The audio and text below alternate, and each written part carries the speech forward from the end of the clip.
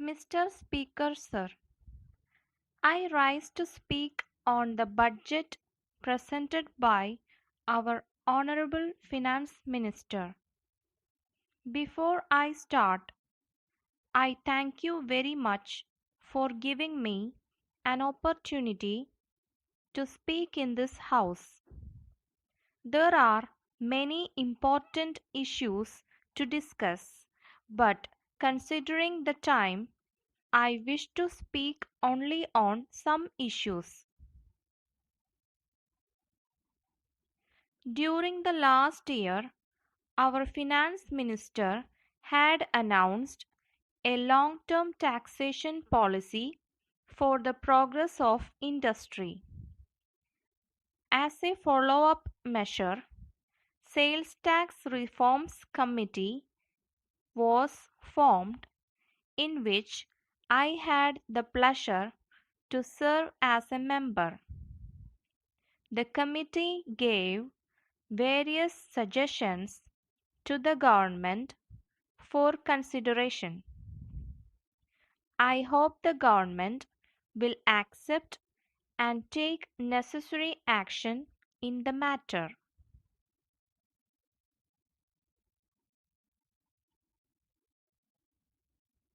Now, I would like to speak on power projects. The economy of a state depends on the availability of adequate electric power. Power development involves high investment and long time. It also calls for a good planning and a long-term approach. It was realized that the state should try to achieve self-sufficiency in power generation, and this objective can be achieved only by evolving a large number of power schemes.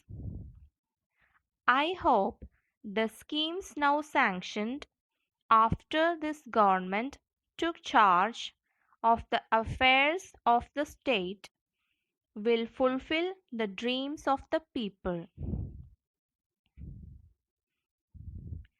I am happy to note that the Community Development Scheme has been successfully implemented in all the blocks in our state.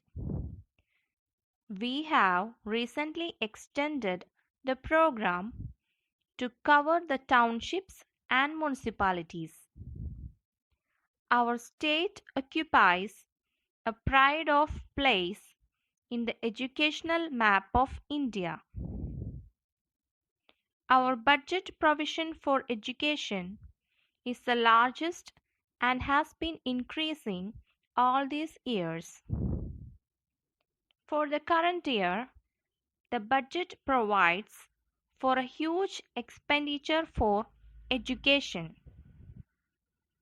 By linking plus 2 education to the high schools, we have made higher secondary education available to children in the remote rural areas.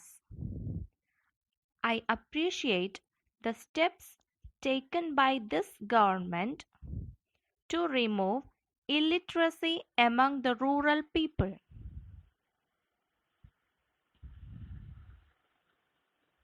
Moving on to the next subject, I wish to say a few words on the provision of water supply. The government has made arrangements to supply drinking water through lorries.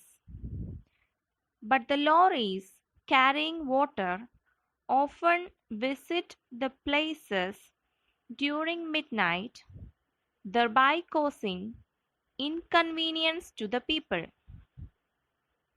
It should be totally avoided. The drinking water may be supplied during daytime so that the housewives can easily take the water to their homes.